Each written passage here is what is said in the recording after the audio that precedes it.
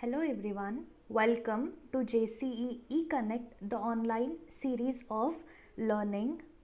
Welcome to your Microsoft Project Lab.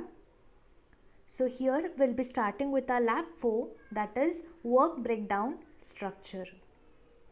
The pre-requirements, basics of project planning and scheduling, basic options to be set as explained in lab 1 to start a new project. Preparation and application of the calendar to the Gantt chart, creating the task duration, assigning the predecessors and establishing the relationship as explained in lab 2 and lab 3. So in today's lab, we'll be covering introduction to the work breakdown structure, examples of work breakdown structure, that is WBS, so WBS codes, types of WBS code, creating and assigning the WBS code to the project, and finally we'll be seeing the introduction to the milestones, summary task and project summary task. So just as a glance, let us have an introduction to the screen. So okay, the first one is the task mode. So here we have manually scheduled and auto scheduled mode. Okay, so as we have seen before, okay, as we have seen in the previous lab, there are two modes. One is manually scheduled, means you will be scheduling your activity manually. Auto schedule means the software does it for you. Next one is the task name or the activity name. Then it will be the duration in terms of days. Okay, if it is a manually scheduled, then the start and finish date should be set by you. If it is auto scheduled, the software will do it. Then you have the predecessor, which contains the predecessor is mainly given so that you establish the relationship between the activities. Okay, and then finally the resource name, which we will be seeing in our next lab. So here we'll start with work breakdown structure. The term work breakdown itself says you are breaking down your work into different sectors or into different parts so that you can execute it effectively and efficiently. So in project, every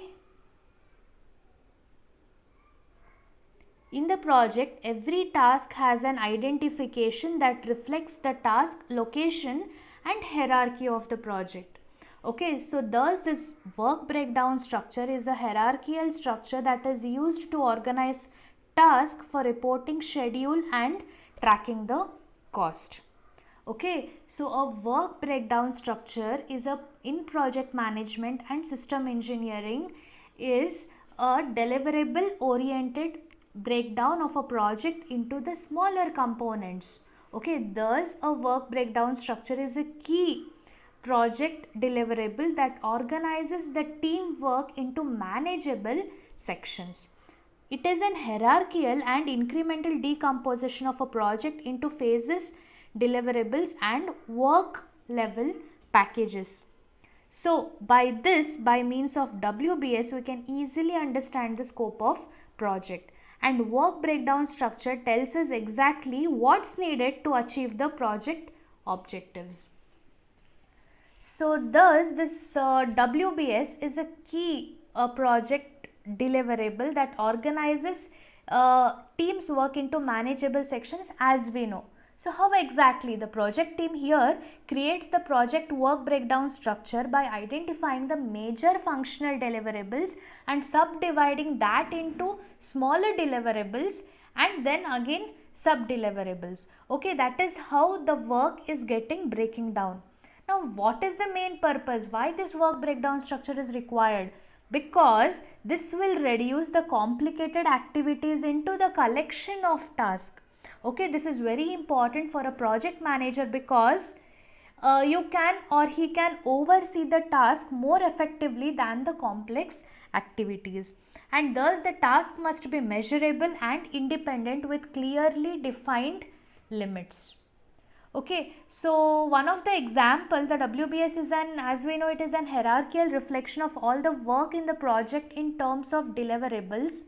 In order to produce this one, work must be performed. That is, the elements at the lowest level of WBS are called as task, and Okay, so thus how to understand this, we'll see few examples. So here you are able to see the project is divided into 5 phases, that is phase 1, phase 2, phase 3, phase 4 and phase 5. Okay, then under these phases you have different deliverables like 1.1, 1.2. Okay, under phase 3 we have 3.1, 3.2. So under this 1.1 again the work is getting subdivided. Okay, or else under 3.1 you have 3.1.1, 3.1.2. Then again 3 point, and again under 3.1.2 again you are subdividing as 3.1.2.1, and that means what, you are organizing the work in a well defined form depending upon the scope of that particular job. Okay, now we'll see one of the example, that is a construction work example. So here you are able to see construction master, that is this is major WBS. Under that you have 1.2, 1.3, 1.4, 1.5, 6, 7, 8 and 9. You have site preparation, then you have pile caps, you have structural steel, external, internal brickwork, services and finishes. This is how you have divided the major work into sub activities. Now under this sub activities again you are dividing the work into still smaller systems. Why? So that you can improvise the scope of the work. Okay, you are seeing under 1.2 you have 1.2.1, 1.2.2, 1.2.3. Okay, under this pile caps you are able to see the cut-off piles, the formwork and rebar, concrete. Under structural steel you are able to see erect steel frame.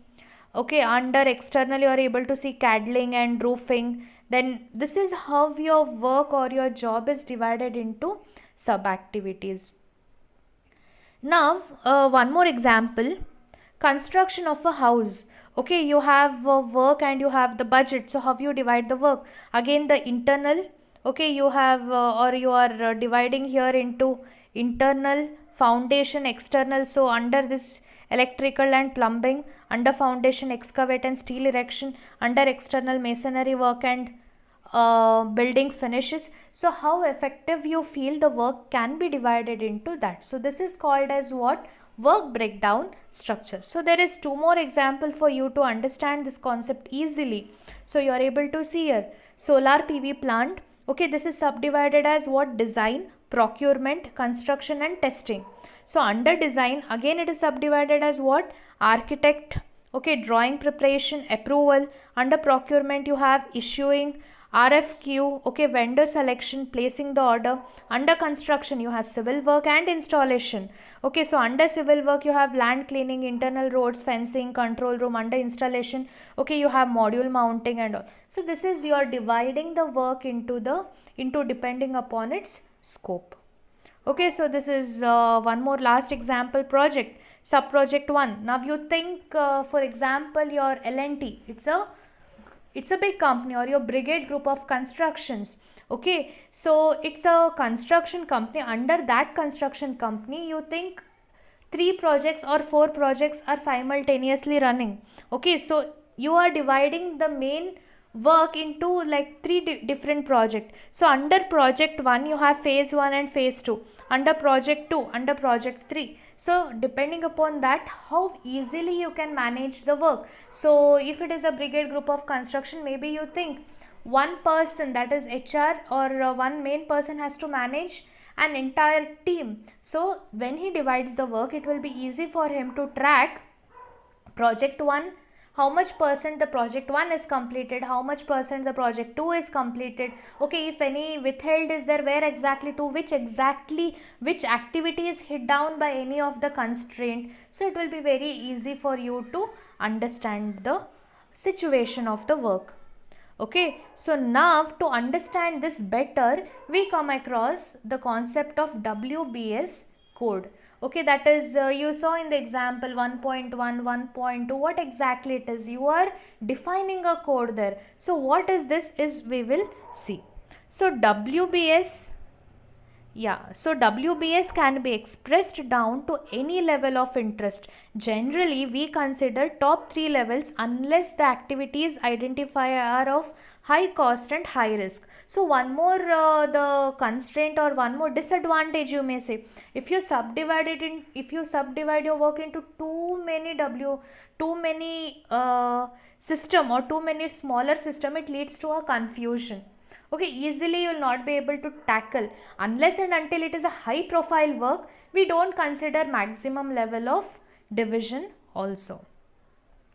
So this WBS code indicate each task location in hierarchy of a plan. WBS are alphanumeric codes that identify each task with a unique code in the outline. Now suppose if I say 1.1, okay, under one main activity, 1.1 is a sub activity, it's a unique code. Okay, 1.1 cannot repeat again in the same project. Okay, so it will be always unique.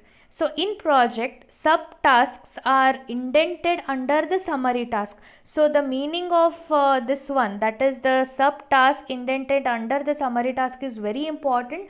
You will see this in the example next and also in our practical session. So understand the importance of this particular thing.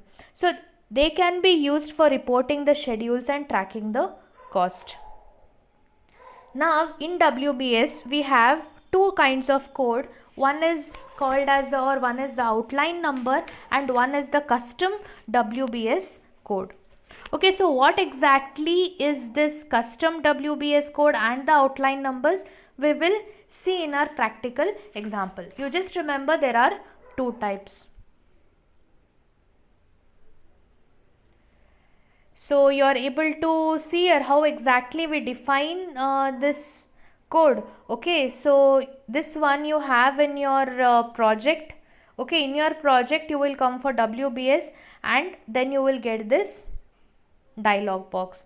Okay, so here the code preview, you can set the way you require or the way you want to define your code.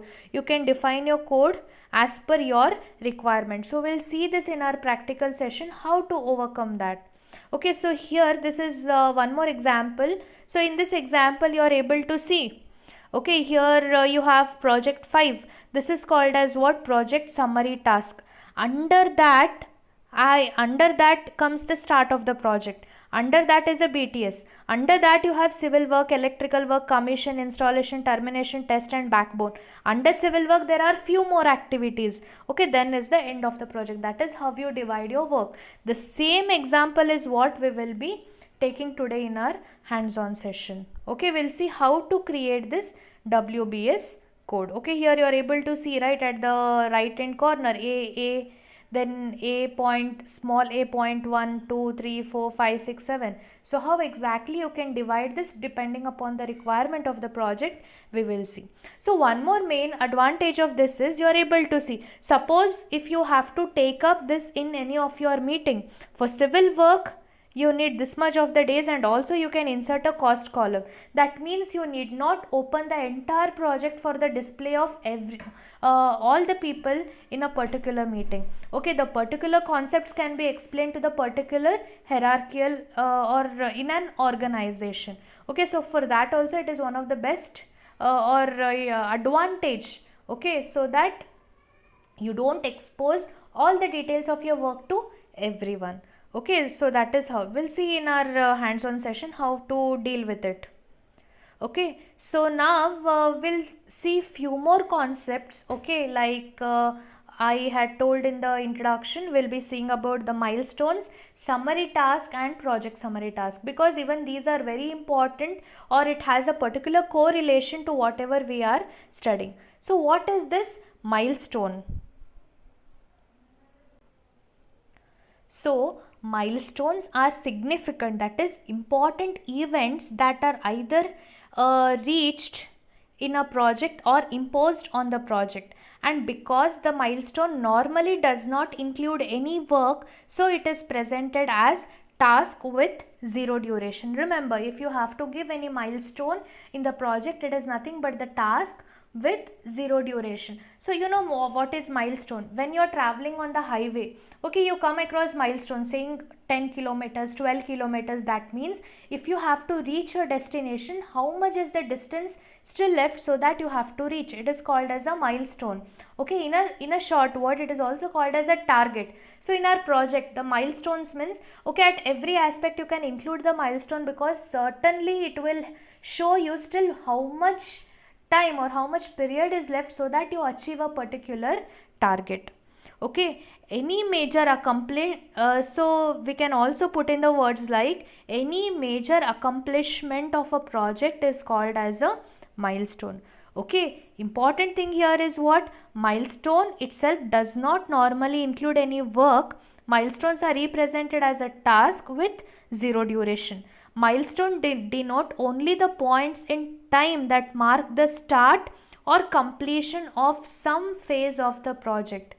Okay, I repeat, this milestone denotes only points in the time that marks the start or completion of some phase of the project.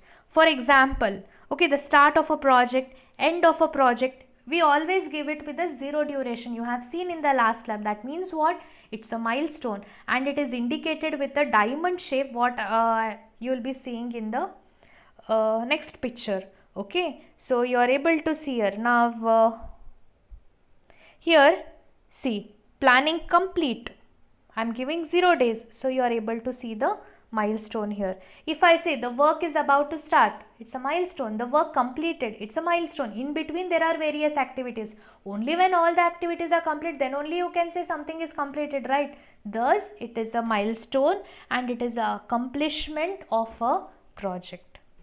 Okay, now here you are able to see phases. Okay, what exactly you mean by this? Phases.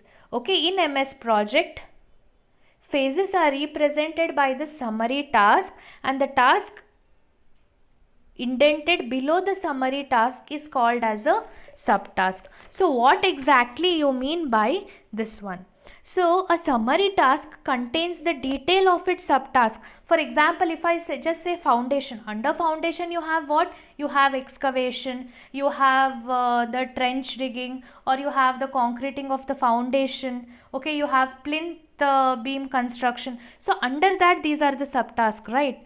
So you can elaborate or minimize the summary task, and the summary task is a task that is made up of the subtask and summarizes those subtasks. Okay, thus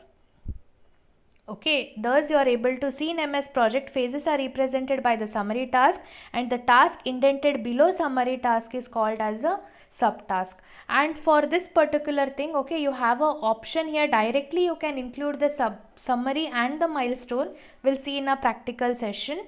Okay, here you will get in the same, in your first icon, that is the task, you can come across this. Now you are able to see here in the picture. Okay, see here, public launch phase. Under that you have the other activities, but this is called as what? Summary of all these activities. Okay, you have 2 days, 3 days. So here this is your summary task in your Gantt chart. Okay, how it is indicated, we'll see. So this is one more where you can indicate. So here you are able to see again. Okay, you have outline number, you have project task and summary task. So here in your formatting you have these options. So how to set or how to make use of it, we will see. So why this is important, or why developing task, and or what or how exactly we do this? The top downing benefits planning or the top down planning identifies major phases or components of the project before filling the task required to complete those phases. The complex project can have several layers of phases, like you saw in our previous example. This approach works from general to the specific, that means general. Okay, in the example you saw construction of a house, that is general. Specific means what? You are saying foundation, you are saying superstructure, you are saying plastering, painting. Under then again the activities are subdivided into the routes. Okay, that means you are coming into the specific, general to the specific. The bottom up planning identifies as many as the bottom level detailed task as possible before organizing team into the logical group of phases called as summary task. So here you can easily understand in this example, you are able to see here. Okay, so here the solar plant, you saw the example just before. Okay, in the third or fourth slide. Okay, so this is the summary task. Fine, and under that you have construction, under that you have civil work. Okay, then you have land cleaning, internal, external fencing and all. So this is what is called as the project summary task. Total you require this many days, means the project will indicate the total duration is this much. So it is called as project summary task. Under that you have construction, civil work, so it is called as what? Summary task. Then under that again the subdivided are called as task, or it is also called as activities, and the activity with zero duration is called as milestone. Now how to do this? Now suppose if I have to select, or if I have to subdivide this work, I will select the set of these work and I will indent or outdent these activities. So this feature is very important. Before understanding that feature, understanding what is project summary task, milestone task is very important. So I hope here you understood the meaning of project summary task, milestone task and the task. Okay, this is called as a project summary. Under them if you subdivide, it is called as what? Summary task. And then the main activities under the main task will come under the summary task, and summary task will always come under the project summary task, and the activity with zero duration is called as a milestone.